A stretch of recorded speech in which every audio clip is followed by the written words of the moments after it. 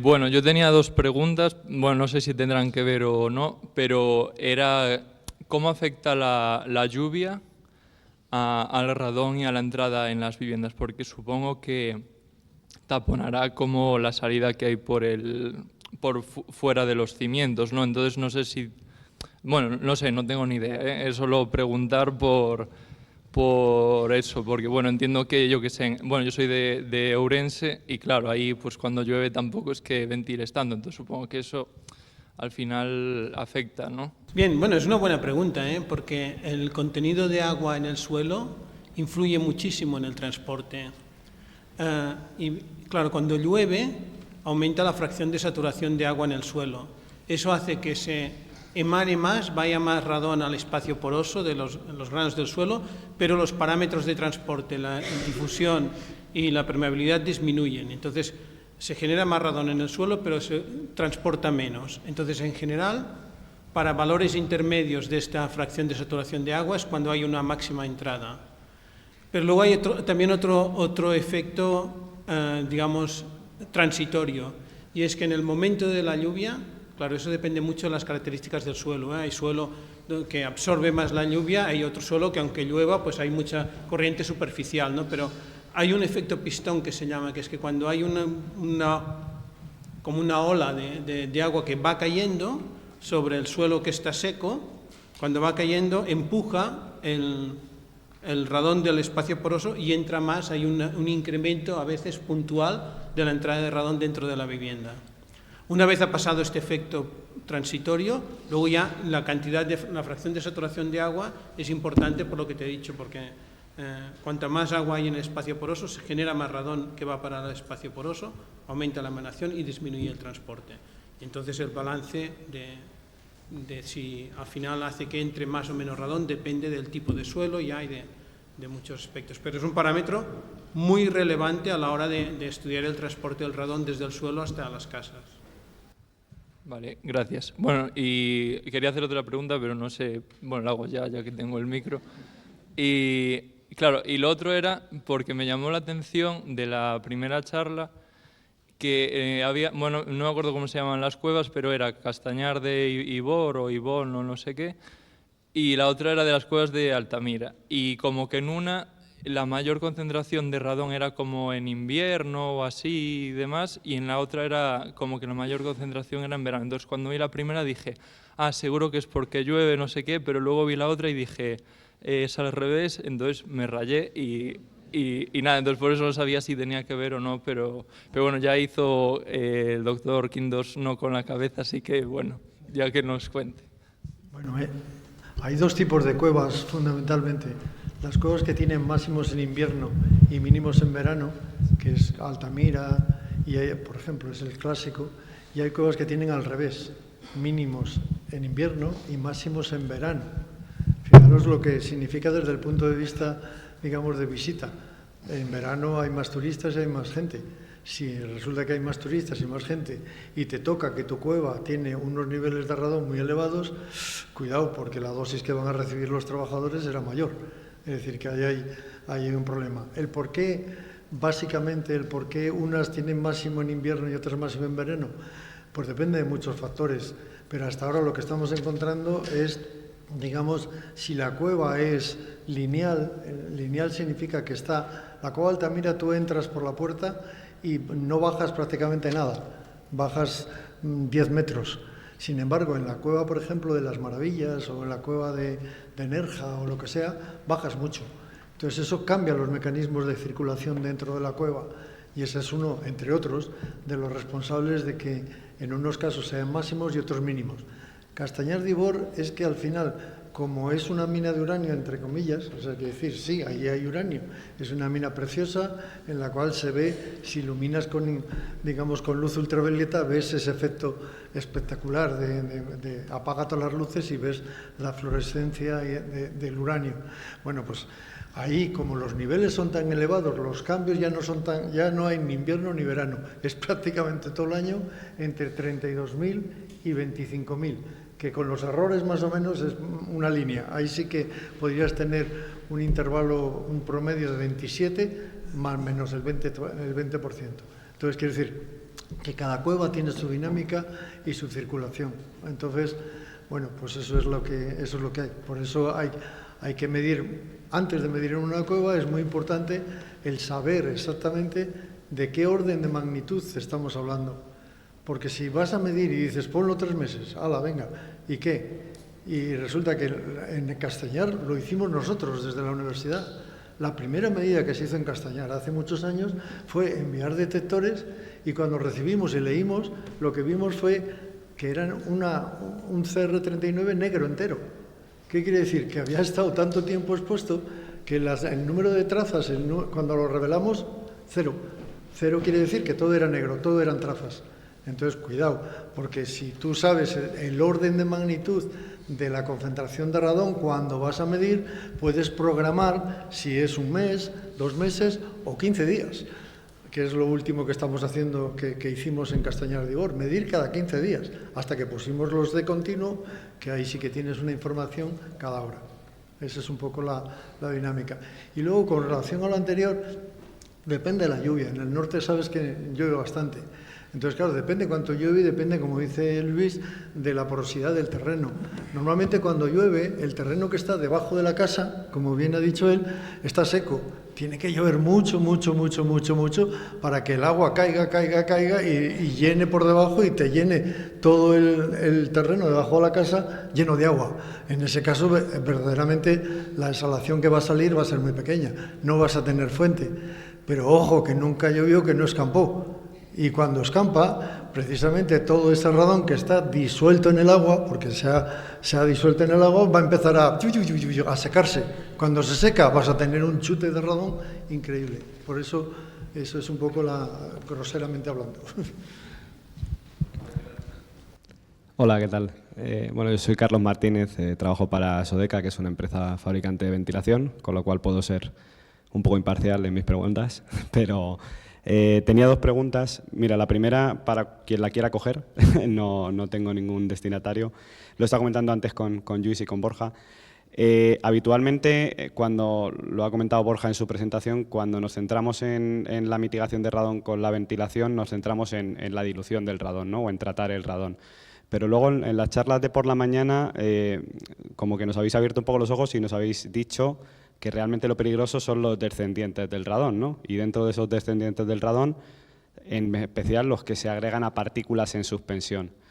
Entonces, mi pregunta es, ¿sería muy descabellado pensar en unas nuevas estrategias de remediación de radón que tuvieran más que ver con el control de partículas que tenemos en el interior, partículas de tamaños, los que habéis comentado, 0,1, en lugar de centrarnos tanto en la dilución, que como ha dicho Borja, puede suponer un aumento del consumo energético y demás? Lo digo porque a día de hoy la filtración mecánica está súper desarrollada, posiblemente sea de las tecnologías más desarrolladas de tratamiento del aire, y si realmente lo que nos hace daño son los descendientes que se pegan a esas partículas, sería bastante fácil, sin ni siquiera usar aire exterior, es decir, con una recirculación y con un elemento de filtración, poder eliminarlas. Entonces, ¿sería muy descabellado o no?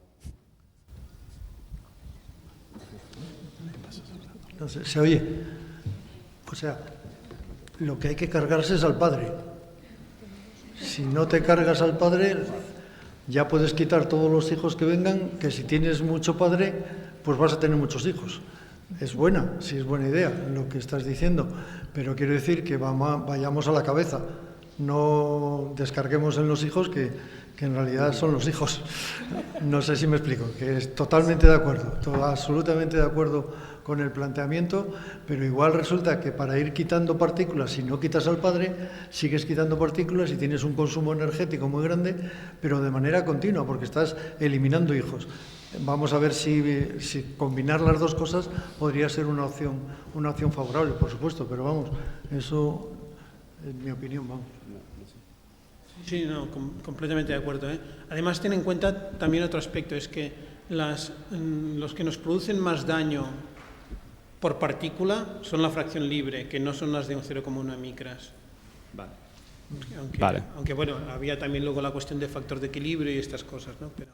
Mira, me sirve esto que me habéis dicho para combinar con la segunda pregunta que tenía.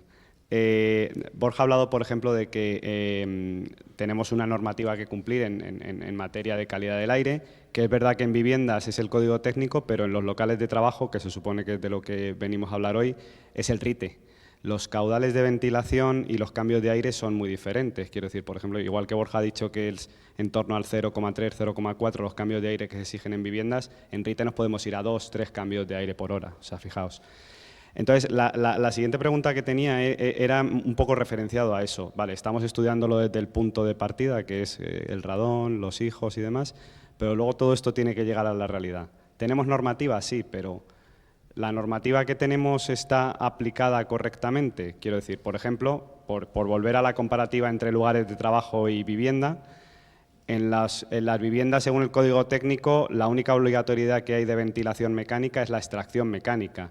Si yo combino una extracción mecánica con una ventilación natural, lo más probable es que mi casa esté en depresión y lo más probable es que esa depresión atraiga el radón. Y además, no es obligatorio filtrar el aire que yo estoy metiendo del exterior. Entonces, repito la pregunta.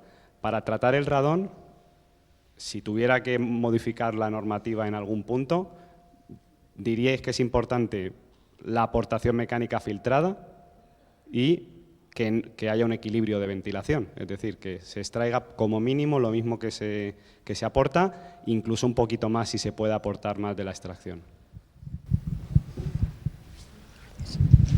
Yo creo que ahí lo importante es que haya más arquitectos como Borja. Entonces, claro, si un arquitecto entendiese un poquito del radón y se preocupase mínimamente de proyectar la vivienda con criterios, digamos, de radón, nosotros hemos hecho muchas charlas en aparejadores, en arquitectos, entonces 10 personas. O sea, 10, no hay más. No interesa esto. O sea, no interesa. No hay un interés real por parte de aparejadores y demás y arquitectos en formarse en el tema del radón para poder diseñar mejor las casas y poder actuar en rehabilitación. Mira, hay un ejemplo muy claro que está ocurriendo, nosotros estamos en ello, que es lo que ha comentado Borja también en una de las transparencias. Imaginaros una nave industrial en tipo 2. Una nave industrial en tipo 2 tiene que poner una membrana y hacer una despresurización del terreno, ¿de acuerdo? Recomendación del código. Ahora imaginaros una logística que tiene 200 metros de largo por 200 metros de largo por 30 metros de altura. Bueno, ya solamente la lámina vale más de 1 millón de euros. Y dices, estamos locos, ahí no va a haber nada nunca. Nunca va a haber. ¿Por qué? Porque el volumen de dilución es tan grande que simplemente es como matar a cañonazos a una hormiga, ¿no? Entonces dices, bueno, pues eso el código no dice nada, pero el empresario termina diciendo, oye, tengo que justificar de alguna manera de que eso no lo puedo hacer. No tiene sentido hacerlo. Nosotros, bueno, hemos hecho una alternativa y todas estas cosas y tal y cual para justificar que eso no tiene sentido. Y bueno, y se está aplicando. Y el código técnico tiene una alternativa para poder cumplir con el código técnico, que es la fórmula que ha aparecido ahí del valor de la exhalación, y luego otro, el valor de la exhalación, en el que habéis visto que sale un 3,3 por 10 elevado a 5. Ese 3,3 por 10 elevado a 5, ¿sabéis lo que es? La concentración de radón en el suelo. Que el código técnico ha dicho, voy a poner, ¿sabéis cuál es la concentración de radón en el suelo? Pues del orden, en un suelo normal, 40.000, 50.000, 40.000, 50.000. ¿Qué ha hecho el código técnico? Poner 300.000. Así no vas a cumplir nunca. Es decir, te has puesto en el caso más desfavorable. Estás aplicando un criterio de protección enorme. Y entonces, pues es una locura. Si mides radón en el suelo, en ese sitio que le están exigiendo, y mides y ves 60.000, dices, oye, que claro que lo cumplo, lo que está mal es el número ese que has puesto de código técnico de 300.000. Pero vamos, quiero decir que todo está esto va a ir evolucionando muy rápidamente, me parece a mí. O sea, a partir de ahora, como esto se ha convertido, vuelvo a repetir otra vez, en un tram económico, o sea, quiero decir que ya todo va a tener un valor, ahora todo el mundo se le interesa el radón, todo el mundo quiere medir, todo el mundo sabe medir, todo el mundo controla. Pues chicos, la economía al final mueve otras cosas y mueve también un poco a la ciencia, que hasta ahora pues nos hemos movido como hemos podido. Perdón. Hay una online, ¿no?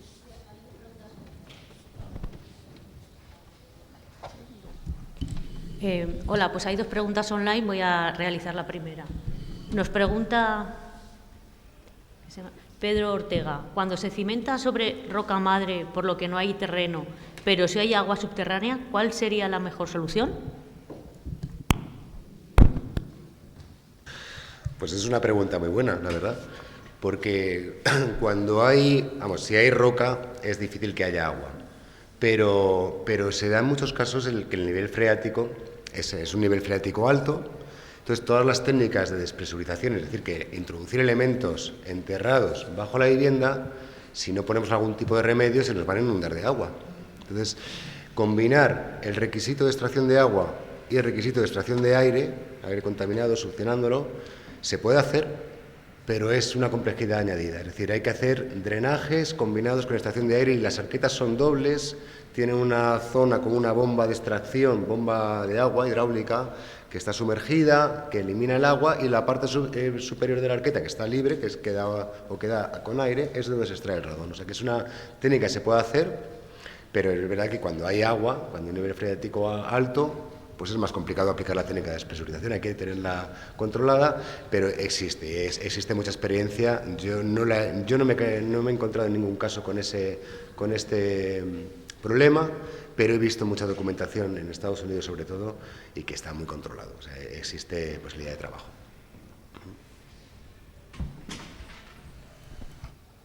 Pues gracias, Pedro, creo que han resuelto tu duda y ahora la siguiente. Nuria nos dice, en los edificios en los que la concentración de radón es superior a 600 becquerelios metro cúbico, además de instalar ventilación forzada, por ejemplo, ¿sería conveniente aumentar la limpieza del mobiliario para retirar la posible acumulación de partículas? Por otro lado, ¿el contacto con estas partículas y su posterior ingestión al tocarte la boca podría suponer un riesgo por contaminación interna en cuanto a radiactividad?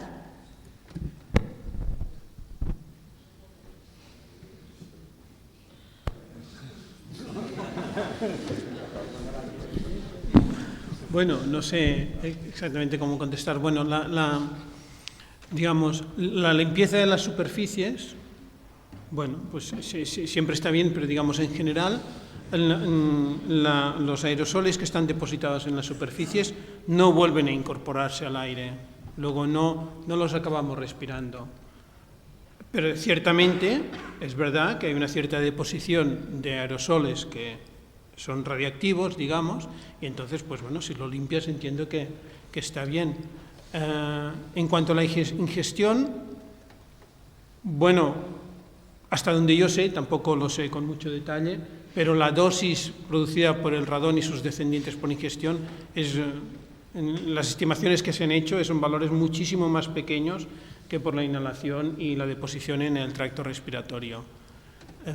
No sé qué ocurriría si estuviéramos en algún sitio que hubiera muchos aerosoles depositados y que estuviéramos casi recogiéndolos y comiéndolos de alguna manera, ingiriéndolos de alguna manera. Claro, no sé si podría llegarse a dar el caso, pero en general, cuando se estudia la contribución de los descendientes del radón a la dosis en otros órganos que no sean los pulmones, esta contribución es muy pequeña. Sí, de hecho, la concentración de radón en el agua está por directiva, y entonces está por directiva, en España es 500 becquerelios por litro. Se entiende que si con 500 becquerelios por litro podríamos haber puesto 1000, porque la directiva habla hasta 1000 becquerelios por litro. Se entiende que si el agua tiene una contribución, tienes un agua de 1000 becquerelios por litro, eso quiere decir que contribuye ese agua en el manejo de la casa, aproximadamente aporta unos 10 becquerelios metro cúbico. Eso no es nada prácticamente. De tal manera que, bueno, la ingestión de agua con niveles de radón elevados es más peligrosa por el radón que se desprende cuando se calienta, cuando se trata en los balnearios, por ejemplo, algo así, por la desorción que por la ingestión de cáncer de pulmón, o etcétera, etcétera. Y una anécdota, mirar, yo ayer he estado colocando muchos detectores en un hospital. Pues esta mañana he recibido con todos los trámites legales y demás, pues esta mañana he recibido la notificación de que vaya corriendo para allá porque les quieren quitar todos los detectores, porque esos detectores que hemos puesto, que son detectores de trazas, son radiactivos. Estamos locos. Estamos locos. Estamos absolutamente locos. Es decir, alguien ha visto ese aparato y ha dicho, uy, si aquí mira no sé qué, laboratorio de radioactividad, no sé qué. Entonces, claro, la parte de formación es muy importante, muy, muy, muy importante, porque estamos hablando de un hospital en el cual hay enfermeras, médicos, sindicatos y demás. Entonces, bueno, yo quería hacer una pregunta. ¿Puedo hacer una pregunta? Y yo quería hacer una pregunta a Virginia. Bueno, me parece encantador lo que ha contado. Ya lo he oído más veces, pero ahora encima creo que hay más. Entonces, mi pregunta es, Virginia, ¿cuándo calculas que vamos a tener, digamos, identificados cuáles son las dianas estas que verdaderamente te digan, oye, mira, te voy a hacer un análisis de sangre y tú lo que tienes es la próstata mal? Bueno, eso es lo que nos dicen a los hombres. El PSA y dice, tú controla tu próstata, pero lo mides. Entonces, tiene que haber algo de cuánto tiempo va a pasar para que podamos tener un diagnóstico de algo que se pueda medir. Muchas gracias. A ver, es verdad que también en eso se ha avanzado un montón. Ya tenemos datos de medidas del DNA tumoral circulante en sangre, o sea que ya sí que hay estudios. Es verdad que a mayor enfermedad, más posibilidades hay de que detectemos el DNA tumoral circulante en la sangre, entonces sí que donde de momento está siendo más fácil dentro de lo complicado que es medirlo es en la enfermedad metastásica, pero incluso ya en estadios tempranos hay estudios y ensayos clínicos que están midiendo ese DNA tumoral circulante, se le pone al paciente un tratamiento, se ve cómo ese DNA tumoral circulante en sangre disminuye y el impacto, ¿no?, que eso puede tener luego en la respuesta del tratamiento y la supervivencia. Eso se está haciendo, yo creo que a modo de screening, ¿no?, y de detección temprana todavía queda, pero bueno, sí que yo creo que va a ir por ahí la investigación y es verdad que ahí tenemos la dificultad de qué es lo que vamos a poder detectar y con qué técnica que sea lo suficientemente sensible y específica para poder detectar igual en pacientes que tengan una enfermedad muy temprana y que lo podamos detectar en la sangre o que no lo tengan, ¿no?, y podamos, digamos, de alguna manera prevenirlo. Respecto a las alteraciones moleculares, yo creo que con estos estudios sí que van a salir datos, probablemente es una N ya más considerable que los estudios previos que teníamos y yo creo que sí que datos de asociación de alteraciones moleculares con niveles elevados de radón van a salir. Otra cosa es que luego tengamos que estudiar si realmente o cómo, ¿no?, el radón puede influir, con qué mecanismos, ¿no?, para generar esas alteraciones moleculares que desconocemos cómo se producen. Yo creo que eso será un segundo paso, pero esa asociación creo que con estos estudios sí podemos llegar a encontrarla. Y lo del tema de la educación que comentaba, completamente de acuerdo, porque nosotros con los pacientes lo vemos. O sea, yo que explico bastante, pues cuando tú le explicas al paciente las cosas, el paciente lo entiende y todo va rodado. Pero como vayas un poco deprisa y lo dejes un poco a su criterio con una hojita que les damos de información y demás, nos hemos encontrado pacientes que se lo han llevado y lo han vuelto a traer porque han pensado esa noche que mejor no lo tenían en casa, no vaya a ser que eso les libere algo y sea peor. Eso tienes que explicar. Y luego hay otros pacientes que el detector lo llevan en su bolsita, les decimos que lo abran para que lo coloquen en la mesilla, pero como ese paso no se lo hayamos dicho o no lo hayan leído en las instrucciones que le damos, nos lo han llegado a devolver 3 meses después envuelto, o sea, sin abrir. Vaya, o sea que todo lo que es, a veces uno, ¿no?, supone y da por supuesto, pues creo que no tenemos que dar nada por supuesto, que hay que explicar las cosas y que nadie tiene por qué saber, si tú no le explicas, si eso hay que abrirlo, si hay que colocarlo, si lo puede mover para limpiar el polvo de la mesilla o si no, o si eso no libera y lo que hace es detectar. O sea que totalmente de acuerdo. Yo hace 20 años le propusimos al Hospital Marqués de Valdecilla, es que es muy curioso, le propusimos que a todo el mundo que le diagnostiquen de cáncer de pulmón le diesen un detector. José Luis recuerda que estaba trabajando con nosotros, que le diesen un detector, ¿pero para qué?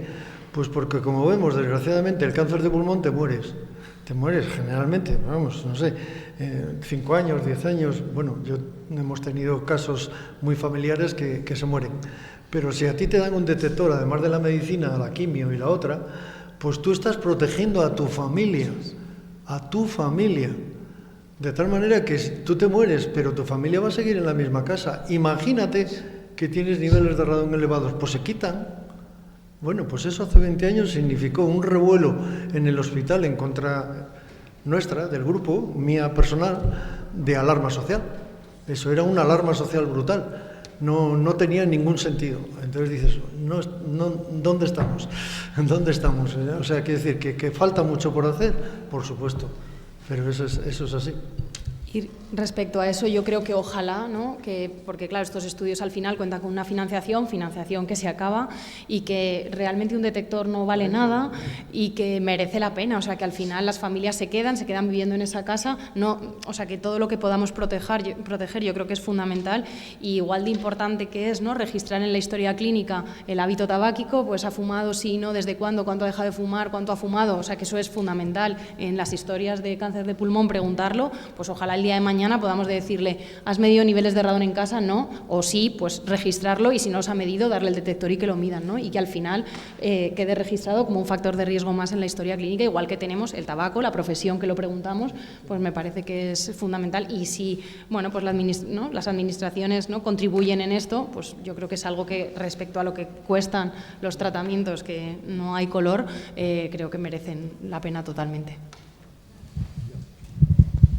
Buenas tardes, soy José Comino de SGS y bueno, tengo dos preguntas. La primera va tanto para el profesor Quintos como para el profesor Llull y va un poco en relación con el tema de lo que es la evaluación del riesgo de exposición a radón en lo que son las obras y sobre todo lo que son obras subterráneas en túneles, en galerías, porque el Real Decreto, en el artículo 75.1a, habla que el titular de actividad de estimar el nivel promedio en obras, en túneles, sobre todo obras de túneles y obras de galerías. Pero la verdad es que nosotros nos estamos encontrando un problema porque, claro, una obra, sobre todo una obra en túnel o una galería, es un ente vivo, es decir, y que está cambiando constantemente, desplazándose. Creo que la normativa está más pensada para lo que es hacer mediciones de radón, sobre todo durante 3 meses en lugares de trabajo en punto fijo, pero en este caso, como digo, de una obra que está avanzando progresivamente, el tema es complicado, el tema de hacer mediciones de 3 meses. La pregunta es, ¿se podría plantear una estrategia conjunta donde se puedan hacer mediciones de más corta duración que la de los 3 meses?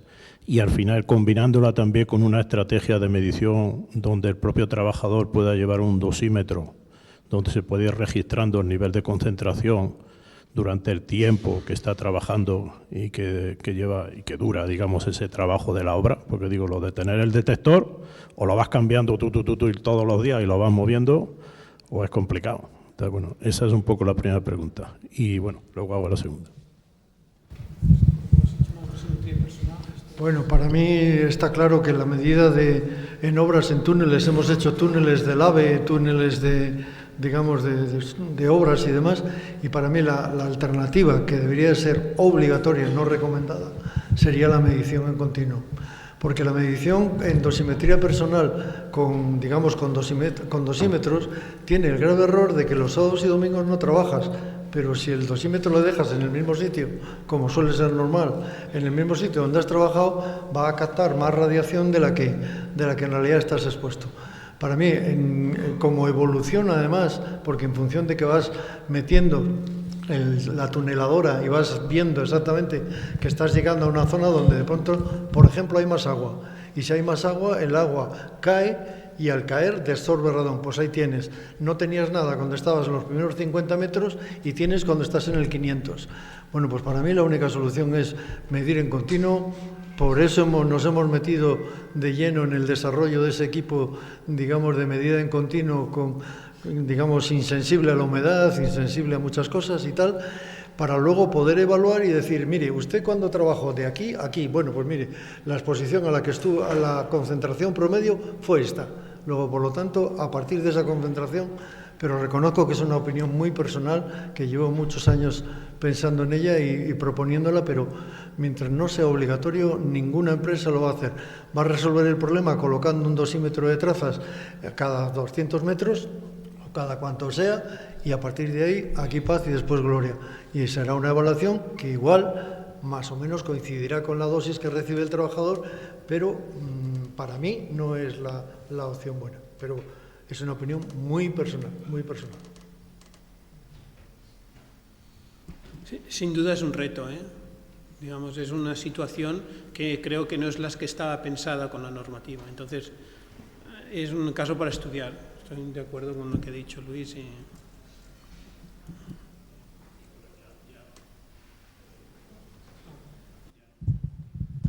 Y ya no me meto en la variante de la construcción de un edificio si tú estás construyendo el garaje.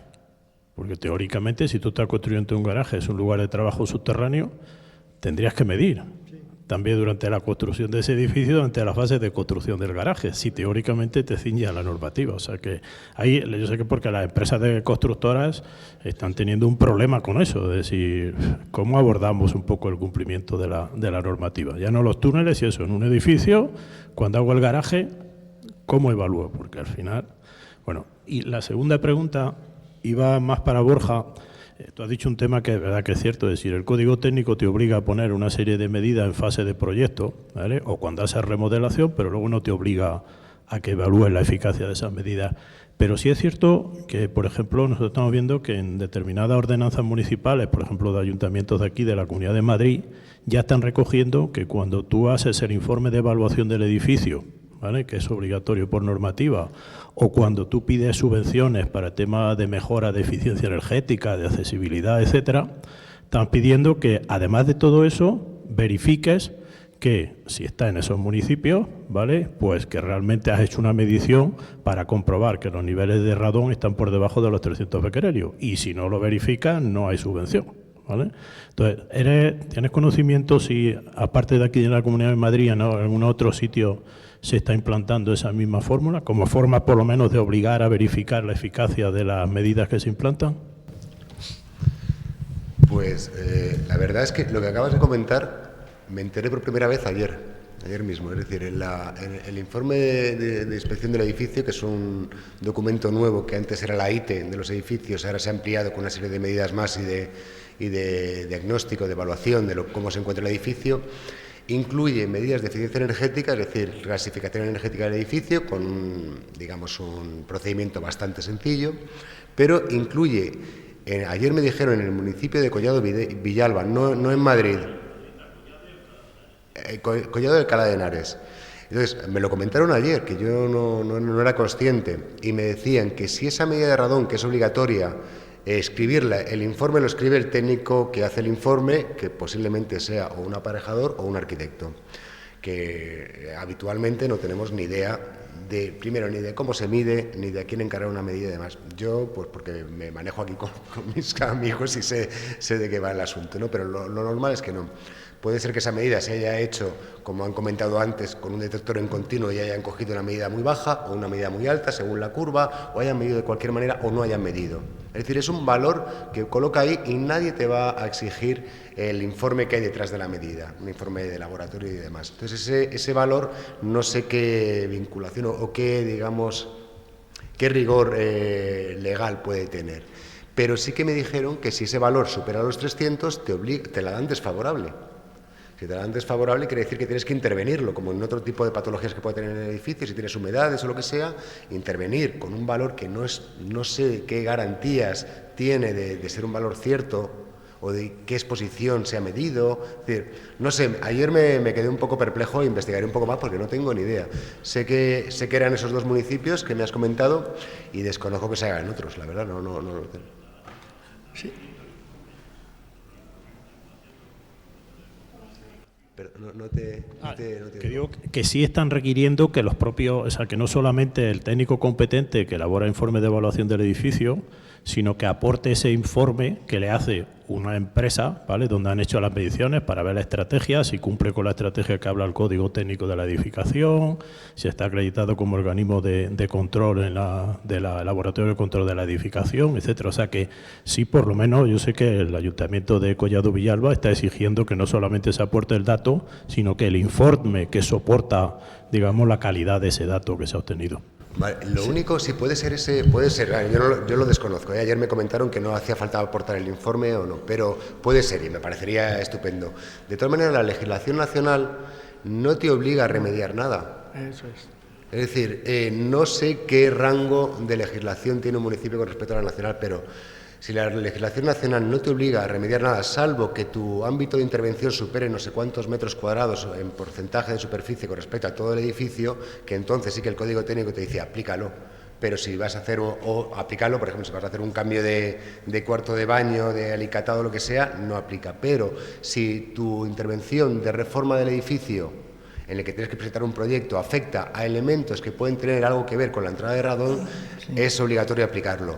Pero en el caso de que tu intervención no aplique, no es necesario aplicarlo. Y en el caso de que no hagas nada, es decir, que tú no tengas la intención de hacer ningún tipo de obra, nadie te va a obligar a hacerlo. Entonces, no sé cómo casa eso con esas legislaciones de esos municipios, pero me parece una pregunta interesante porque yo la desconocía e investigaré a ver cómo se está tratando. Es un capricho municipal, está claro. El municipio se ha levantado por la mañana y ha dicho, oye, ¿por qué no hacemos esto? Vale. Lo mismo que es un capricho municipal el que los servicios de prevención de riesgos laborales estén obligando a los trabajadores de cuevas turísticas a hacerse un análisis como si fuesen trabajadores profesionalmente expuestos. Y con una placa de toras para controlar a ver si tienen cáncer de pulmón o no tienen. O sea, cosas totalmente personalistas. Nosotros hemos hecho aquí en Madrid, en ese municipio, para un edificio de 5 plantas, de 45 años, una cosa de estas absurda, se lo hemos hecho gratis, claro, evidentemente, porque a mí me da rabia, digamos, engañar a la gente, y resulta que cuando hemos ido a recoger los detectores, es una barriada muy pobre, cuando hemos ido, algunos no los hemos podido coger porque estaba precintado por la policía por droga. Dices, estamos tontos, pero el ayuntamiento se le ha ocurrido y ha dicho, otra fuente de ingresos. En la IT, sin modificar nada, simplemente para pasar la IT necesitas darme un informe de laboratorio acreditado de que no tiene radón. Y estamos idiotas, o sea, quiere decir que al final no hay nada. Edificio viejísimo, 45 años, es la primera vez que se lo piden. No pueden pagar porque la inmensa mayoría de la gente del edificio pues son pobres de solemnidad y delincuentes, parece ser, algunos. Entonces dices, bueno, estamos locos, pero es un capricho de ayuntamientos. No hay ninguna normativa, porque si se va a hacer una obra todavía puedes entenderlo. Pero si no hay obra, no hay nada, es simplemente hacer un estudio del edificio, de lo que sea. En fin, bueno, lo que tenemos.